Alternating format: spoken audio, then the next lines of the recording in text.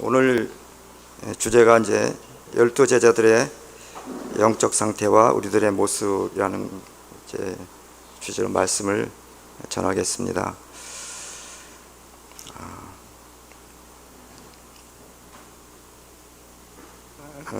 그 주보에 있는 말씀, 그 주제 말씀 한번 읽어보겠습니다. 다 같이 시작. 또 그들 사이에 그중 누가 크냐 하는 다툼이 난지라.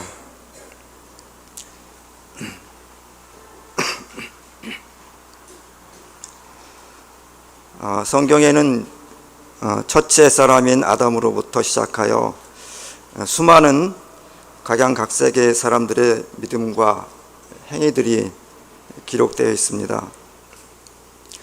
어떤 사람은 이름이 있지만 이름이 없는 사람도 있고, 믿음이 큰 자와 적은 자, 선한 자와 악한 자, 또 어떤 면에서는 하나님 말씀을 따르지만 어떤 면에서는 자신의 생각과 판단을 따르는 등 참으로 수없이 많은 사람들의 모습들이 기록되어 있습니다.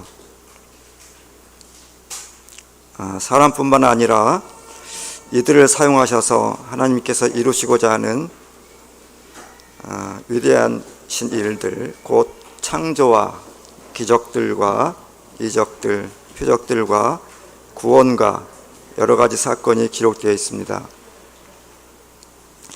우리는 성경을 읽으면서 하나님께서 행하신 일들에 대해 경탄을 자아내며 하나님을 찬양하지만 죄악된 인생들을 심판하시는 하나님을 보며 참으로 두려운 마음을 갖기도 합니다.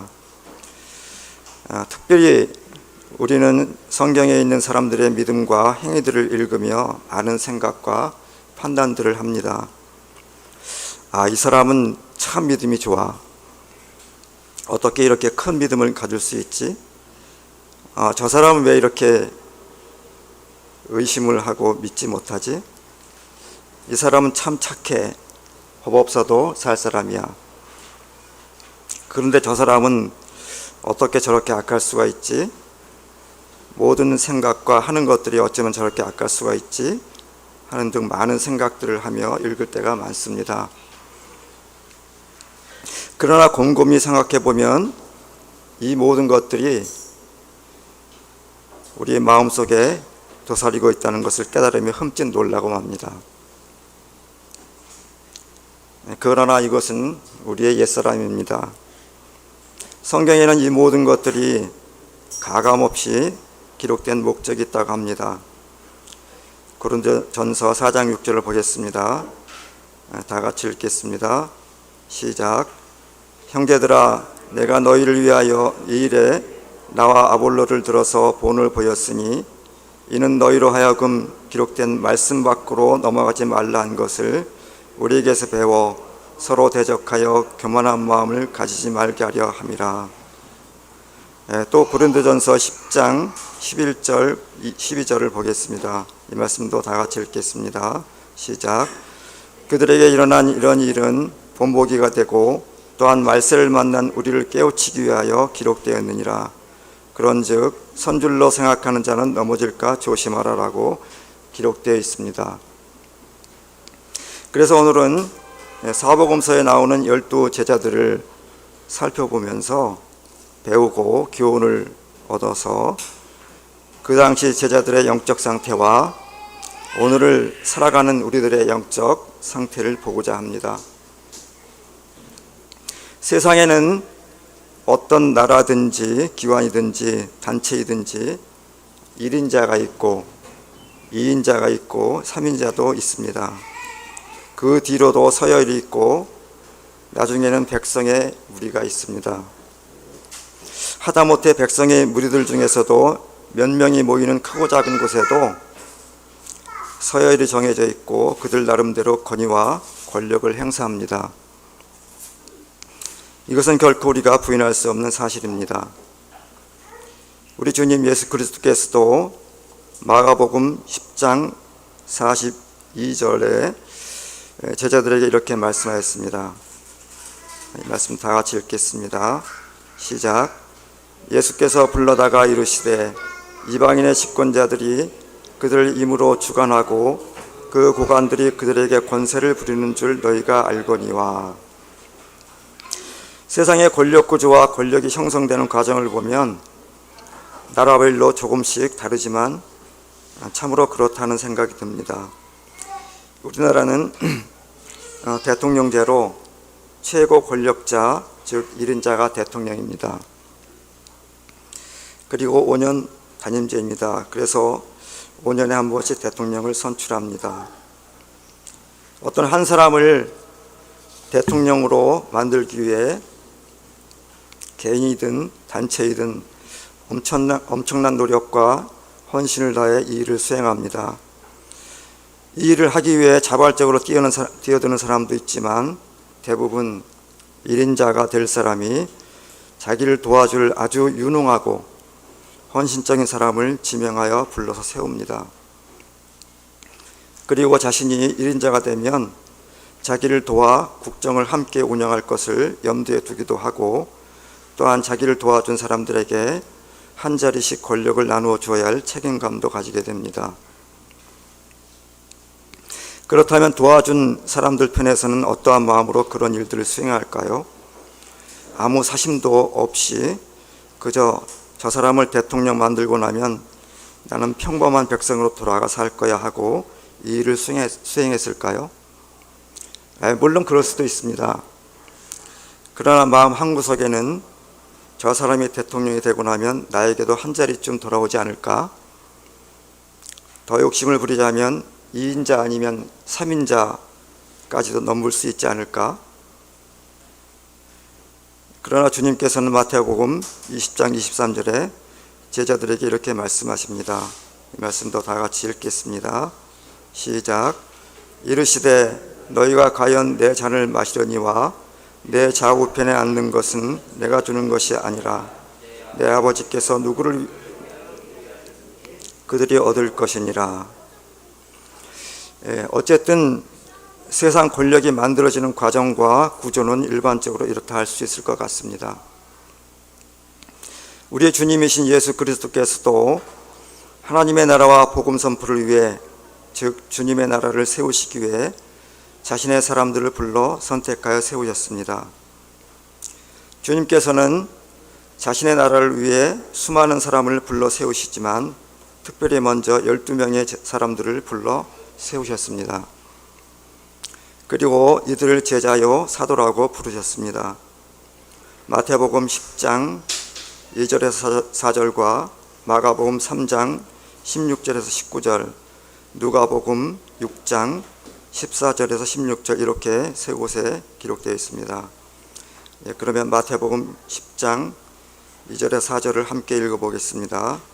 시작.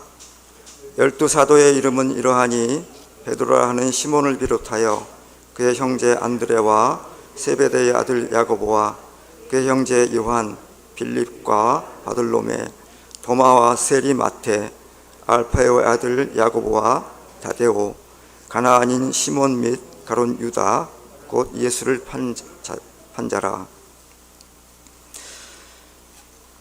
주님이 불러 세우신 12명의 제자들을 살펴보면 세상 사람들이 보기엔 참으로 이상하고 특이하게 보일 수도 있습니다. 그들은 유다의 지배층들이 보기에는 무식한 사람들이요 죄인들이었습니다. 세상의 지리자들은 그 분야에 학식이 많고 유능하며 지혜롭고 강하며 쓸모 있는 사람들을 선택하여 세우는 것을 볼 수 있습니다. 그렇게 해야만 자신들의 나라와 권력이 굳건히 세워질 수 있다고 생각하기 때문일 것입니다. 그러나 주님께서 이렇게 무식하고 무능하며 지혜롭지 못한 죄인들을 선택하여 세우신 것은 주님의 나라가 이들의 능력과 지혜로 세워졌다고 자랑하지 못하게 하려고 하셨다는 것을 알 수 있습니다. 고린도전서 1장 26절에서 29절을 보겠습니다. 다 같이 함께 말씀 읽겠습니다. 시작. 형제들아 너희를 부르심을 보라. 육체를 따라 지혜로운 자가 많지 아니하며 문벌 좋은 자가 많지 아니하도다. 그러나 하나님께서 세상에 미련한 것들을 택하사 지혜 있는 자들을 부끄럽게 하려고 하시고 세상에 약한 것들을 택하사 강한 것들을 부끄럽게 하려 하시며 하나님께서 세상에 천한 것들과 멸시받는 것들과 없는 것들을 택하사 있는 것들을 폐하려 하시나니 이는 아무 육체도 하나님 앞에서 자랑하지 못하게 하려 하심이라. 네.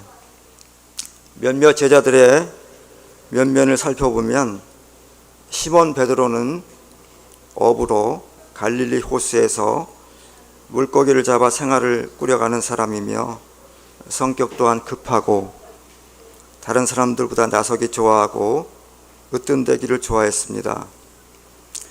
세베대의 아들 야고보와 요한 또한 어부들이고 두 형제 모두 성격이 얼마나 성급했던지 보아너게 즉 우레의 아들들이라는 이름을 더했습니다. 마태는 그 당시 유대 사회에서 자타가 공인하는 죄인의 부류 중 하나인 세리, 즉 유대인들에게 세금을 지정된 것 이상으로 거두어서 로마에 바치고 나머지는 자신의 재산을 증식하기 위해서 착복하는 세리의 우두머리였습니다. 또 열심당원이며 가난한 사람인 시몬이 있고 가롯 유다는 재정을 맡았지만 도둑질하는 자였고 예수님을 은 30개 판 자였습니다.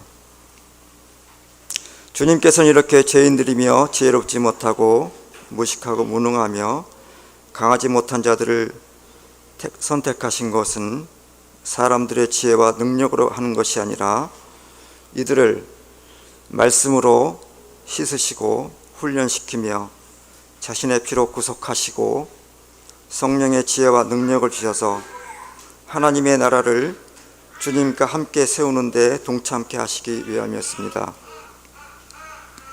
그래서 주님께서는 12 제자들을 3년 반 동안 밤낮으로 동고동락하며 말씀으로 양육하였습니다. 주님께서는 신실하게 제자들을 시편과 대언서들에 기록된 고난의 주님, 메시아, 즉 그리스도임을 가르쳐 주셨습니다. 주님께서 육신을 입고 첫 번째 자신이 만드신 이 땅에 오신 목적이 이스라엘 나라를 로마의 식민지와 세상의 모든 악한 나라들로부터 구출하시고 스스로 왕이 되셔서 이스라엘 나라를 견고히 세우시고 다스리고자 함이 아니라 그리스도께서는 죄인들의 죄들을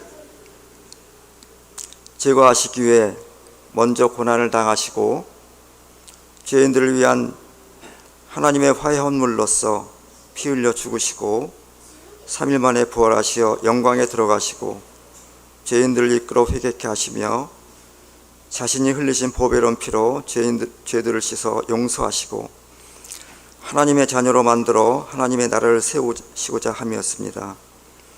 이렇게 12 제자들을 선택하신 것은 하나님의 어린 양이신 예수 그리스도를 통해서 죄인들을 불러 회개케 하는 사역을 맡기시기 위함이었습니다.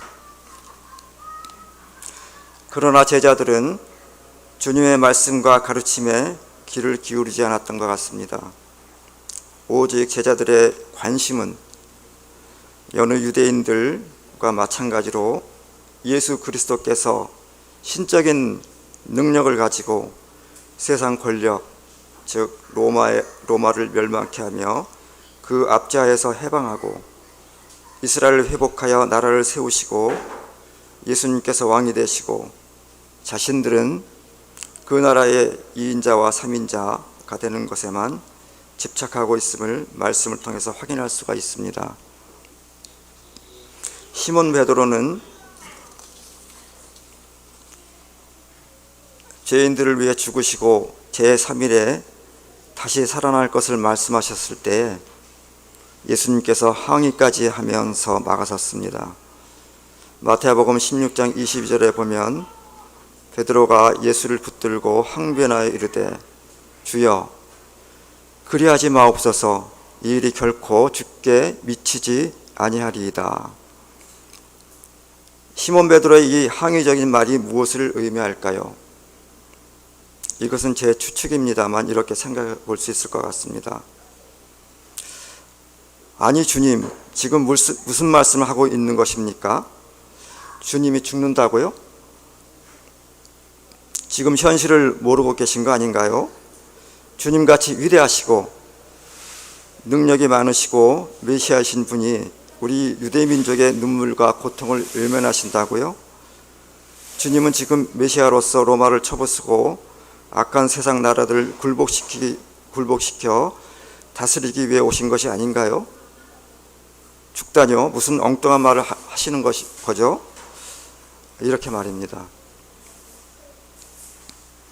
이것은 예수 그리스도께서 장사된 지 3일 만에 죽음에서 부활하시고 40일 동안 제자들과 함께 계시다가 하늘로 승천하시는 그 순간까지 제자들이 가지고 있었던 믿음 또는 생각이었음을 볼 수 있습니다. 사도행전 1장 6절에서 11절을 보겠습니다. 이 말씀도 다 같이 읽겠습니다. 시작. 그들이 모였을 때에 예수께 여쭈어 이르되 주께서 이스라엘 나라를 회복하심이 이때이니까 하니 이르시되 때와 시기는 아버지께서 자기의 권한에 주셨으니 너희가 알 바 아니요 오직 성령이 너희에게 임하시면 너희가 권능을 받고 예루살렘과 온 유대와 사마리아와 땅끝까지 이르러 내 증인 되리라 하시니라. 네, 그렇지만 주님은 이들을 꾸짖지 아니하시고 온유하게 앞으로 제자들이 해야 할 일들을 가르치고 하늘로 올라가셨습니다. 참으로 사람들은 자기가 믿고 싶은 것과 자기가 갖고 싶은 관심 외에는 잘 들으려고 하지 않는 경향이 있는 것 같습니다. 사복음서에 보면 예수님께서 왕이 되시면 제자들이 누가 2인자와 3인자가 될지 권력 다툼을 하는 것이 5군데 나옵니다. 첫 번째는 마태복음 20장 17절에서 28절에 있습니다. 이 말씀은 제가 읽겠습니다. 예수께서 예루살렘으로 올라가려 하실 때에 12 제자를 따로 데리시고 길에서 이르시되 보라 우리가 예루살렘으로 올라가노니 인자가 대제사장들과 서기관들에게 넘겨짐에 그들이 죽이기로 결의하고 이방인들에게 넘겨주어 그를 조롱하며 채찍질하며 십자가에 못 박게 할 것이나 제3일에 살아나리라. 그때에 세베대의 아들의 어머니가 그 아들들을 데리고 예수께 와서 절하며 무엇을 구하니 예수께서 이르시되 무엇을 원하느냐 이르되 이 2 아들을 주의 나라에서 하나는 주의 우편에 하나는 주의 좌편에 앉게 명하소서. 예수께서 대답하여 이르시되 너희는 너희가 구하는 것을 알지 못하는도다. 내가 마시려는 잔을 너희가 마실 수 있느냐? 그들이 말하되 할 수 있나이다. 이르시되 너희가 과연 내 잔을 마시려니와 내 좌우편에 앉는 것은 내가 주는 것이 아니라 내 아버지께서 누구를 위하여 예비하셨든지 그들이 얻을 것이니라.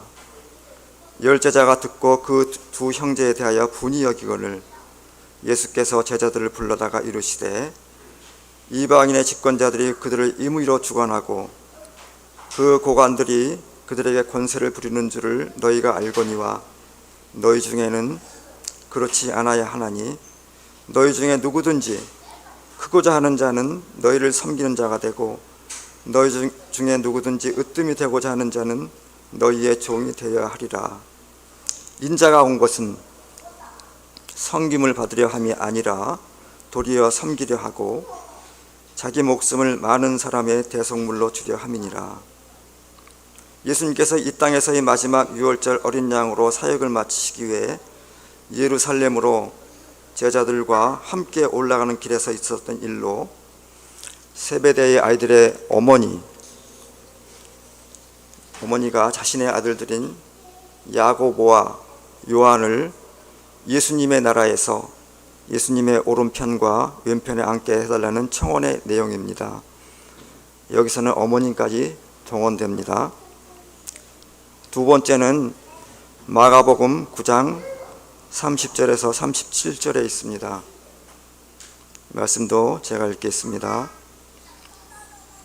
그곳을 떠나 갈릴리 가운데로 지날새 예수께서 아무에게도 알리고자 아니하시니 이는 제자들을 가르치시며 또 인자가 사람들의 손에 넘겨져 죽임을 당하고 죽은 지 3일 만에 살아나리라는 것을 말씀하셨기 때문이더라. 그러나 제자들은 이 말씀을 깨닫지 못하고 묻기도 두려워하더라. 가버나움에 이르러 집에 계실새 제자들에게 물으시되 너희가 길에서 서로 토론한 것이 무엇이냐 하시되 그들이 잠잠하니 이는 길에서 서로 누가 크냐 하고 쟁론하였습니다. 예수님께서 앉으사 12 제자를 불러서 이르시되 누구든지 첫째가 되고자 하면 무사람의 끝이 되며 무사람을 섬기는 자가 되어야 하리라 하시고 어린아이 하나를 데려다가 그들을 가운데 세우시고 안으시며 제자들에게 이르시되 누구든지 내 이름으로 이런 어린아이 하나를 영접하면 곧 나를 영접함이요 누구든지 나를 영접하면 나를 영접함이 아니요 나를 보내신 이를 영접함이니라. 여기서는 예루살렘으로 가는 여정에 가버나움의 어떤 집에서 예수님의 질문에 제자들이 길에서 누가 가장 큰 자인가 하는 일로 자기들끼리 논쟁한 내용입니다. 세 번째는 마가복음 10장 32절에서 45절에 있습니다. 이 말씀도 제가 읽겠습니다. 예루살렘으로 올라가는 길에 그들 앞에 서서 가시는데 그들이 놀라고 따르는 자들은 두려워하더라.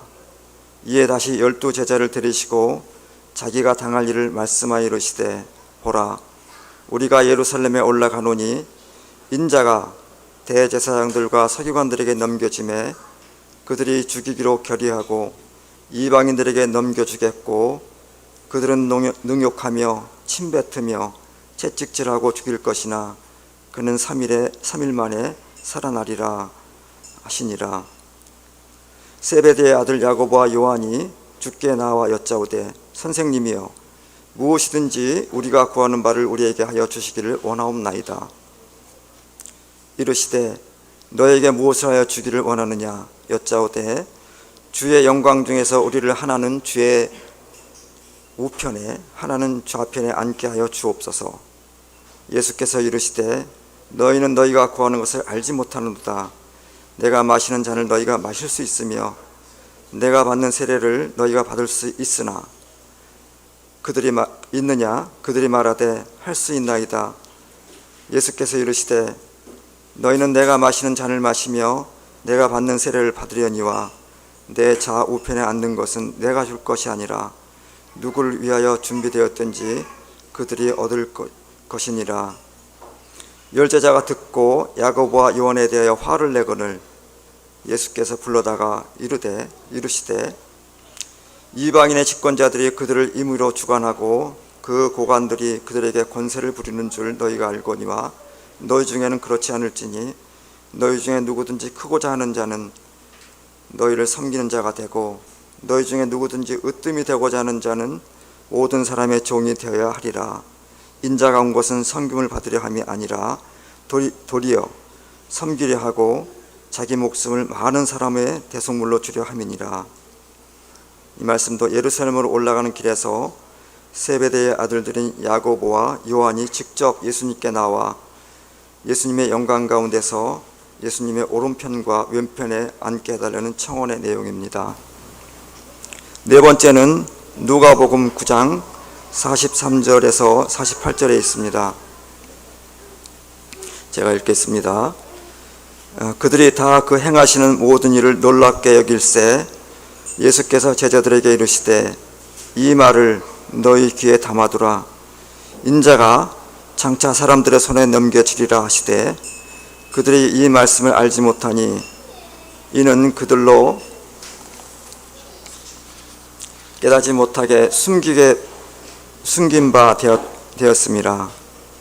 또 그들은 이 말씀을 묻기도 두려워하더라.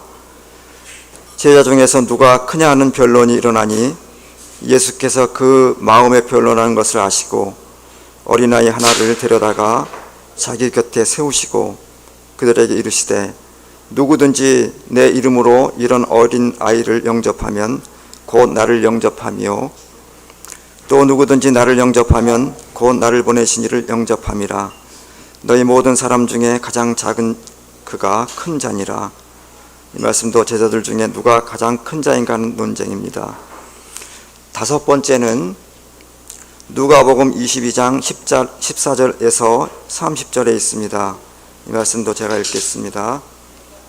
때가 이르매 예수께서 사도들과 함께 앉으사 이르시되 내가 고난을 받기 전에 너희와 함께 이 유월절 먹기를 원하였노라. 내가 너희에게 이르노니 이 유월절이 하나님의 나라에서 이루기까지 다시 먹지 아니하리라 하시고 이에 잔을 받으사 감사하기도 하시고 이르시되 이것을 갖다가 너희끼리 나누라. 내가 너희에게 이르노니 내가 이제부터 하나님의 나라가 임할 때까지 포도나무에서 난 것을 다시 마시지 아니하리라 하시고 또 떡을 가져 감사하기도 하시고 떼어 그들에게 주시며 이르시되 이것은 너희를 위하여 주는 내 몸이라. 너희가 이를 행하여 나를 기념하라 하시고 저녁 먹은 후에 잔도 그와 같이 하여 이르시되 이 잔은 내 피로 세우는 새 언약이니 곧 너희를 위하여 붓는 것이라. 보라, 나를 파는 자의 손이 나와 함께 상위에 있도다. 인자는 이미 작정된 대로 가거니와 그를 파는 그 사람에게는 화가 있으리로다 하시니 그들이 서로 묻되 우리 중에서 이 일을 행할 자가 누구일까 하더라. 또 그들 사이에 그중 누가 크냐 하는 다툼이 난지라. 예수께서 이르시되 이방인의 임금들은 그들을 주관하며 그 집권자들은 은인이라 칭함을 받으나 너희는 그렇지 않을지니 너희 중에 큰 자는 젊은 자와 같고 다스리는 자는 섬기는 자와 같을지니라. 앉아서 먹는 자가 크냐 섬기는 자가 크냐 앉아서 먹는 자가 아니냐. 그러나 나는 섬기는 자로 너희 중에 있노라. 너희는 나의 모든 시험 중에 항상 나와 함께 한 자들인즉 내 아버지께서 나라를 내게 맡기신 것 같이 나도 너희에게 맡겨 너희로 내 나라에 있어 내 상에서 먹고 마시며 또는 보좌에 앉아 이스라엘 12지파를 다스리게 하려 하노라.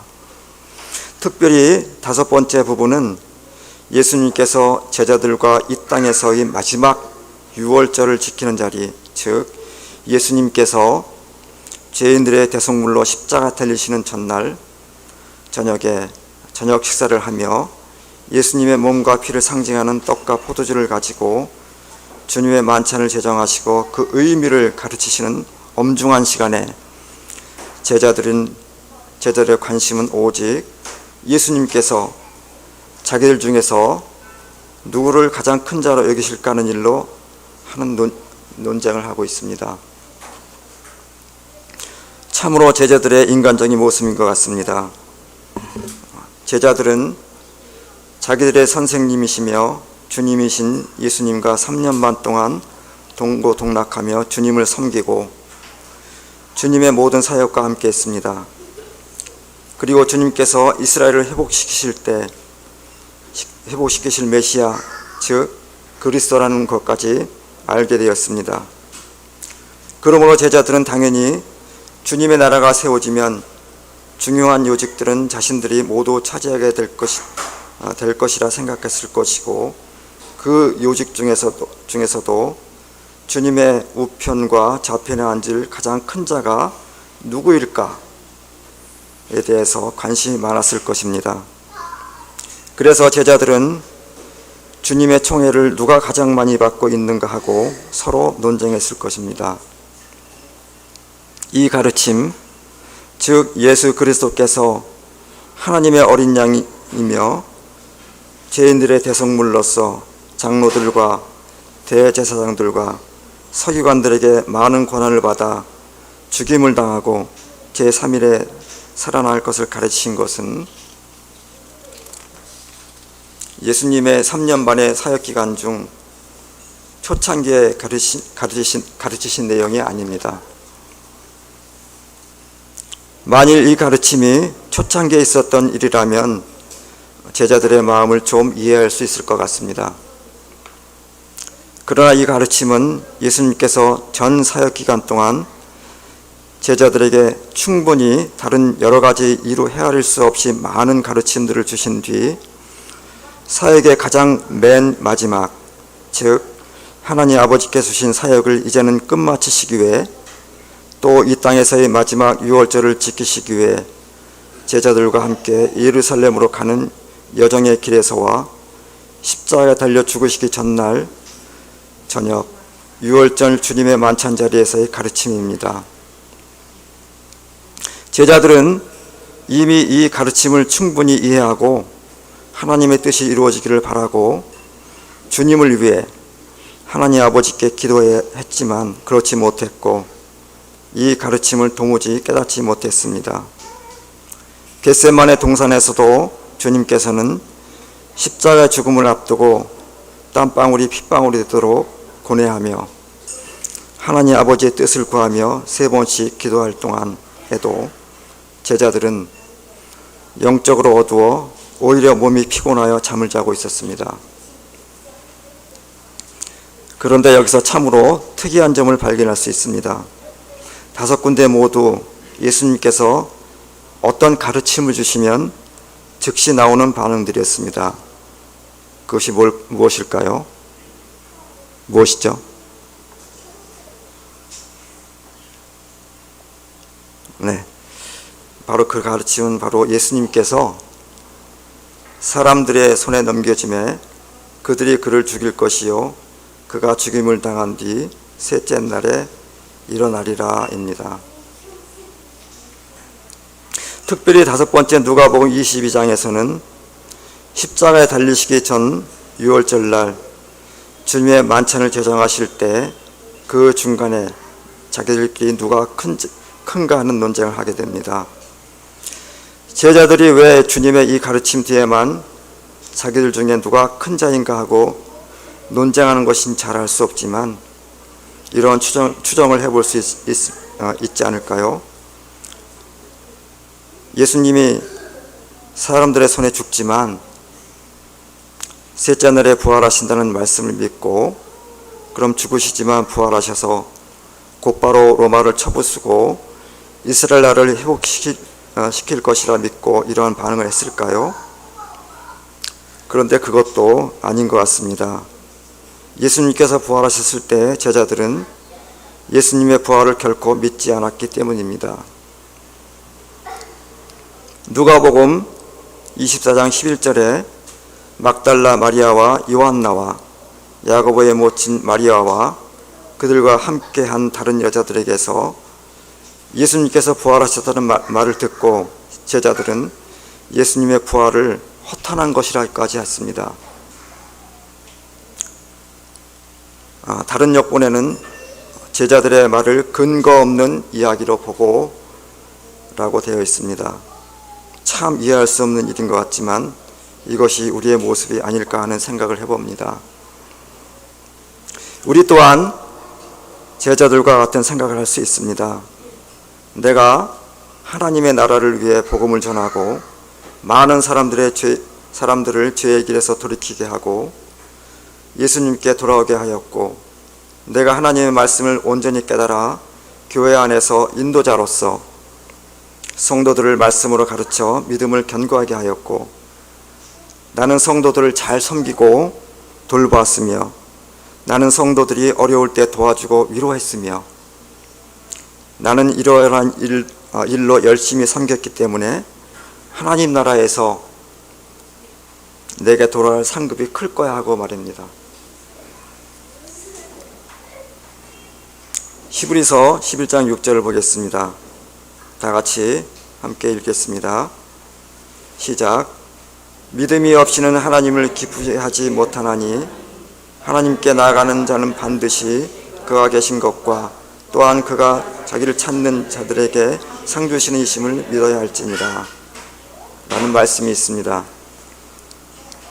물론 우리는 하나님의 은혜와 사랑으로 말미암아 달려갈 길을 마치고 주님 앞에 섰을 때 디모데후서 4장 8절과 찬송시에 있는 것 같이 우리에게 마련된 의의 왕관을 요청할 수 있습니다. 그러나 하나님 말씀에는 이런 말씀도 있습니다. 누가복음 17장 5절에서 11절을 보겠습니다. 이 말씀도 다 같이 읽어보겠습니다. 시작. 사도들이 주께 여짜오되 우리에게 믿음을 더하소서 하니 주께서 이르시되 너에게 겨자씨 하나일 만한 믿음이 있었더라면 이 뽕나무더러 뿌리가 뽑혀 바다에 심겨라 했을 것이요 그것이 너희에게 순종하였으리라. 너희 중 누구에게 밭을 갈거나 양을 치거나 하는 종이 있어 밭에서 돌아오면 그들어 곧 와 앉아서 먹으라 말할 자가 있느냐. 도리어 그들어 내 먹을 것을 준비하고 띠를 띠고 내가 먹고 마시는 동안에 수종 들고 너는 구에 먹고 마시라 하지 않겠느냐. 명한 대로 하였다고 종에게 감사하겠느냐. 이와 같이 너희도 명령받은 것을 다 행한 후에 이르기를 우리는 무익한 종이라 우리가 하여야 할 일을 한 것뿐이라 할지니라 하는 마음을 가져보는 것을 어떨까 합니다.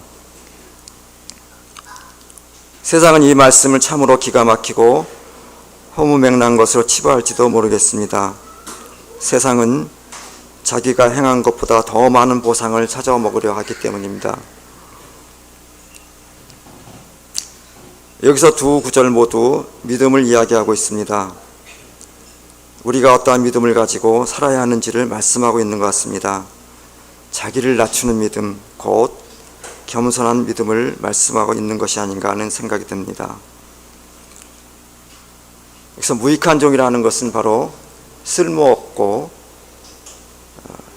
아무 유익이 없는 종이라는 말씀입니다. 우리가 정말 하나님 앞에서 이뤄야 할 것은 정말 우리가 우리의 어떤 공로나 우리의 어떠한 것으로 구원받은 것이 아니라 우리는 정말로 멸망받을 그런 죄인들이었습니다. 그런데 하나님께서 정말 값없이 피를 흘려주셔서 우리를 위해 죽으시고 우리를 구원하시기 위해서 이 값없는 은혜를 베풀어 주셨기 때문입니다.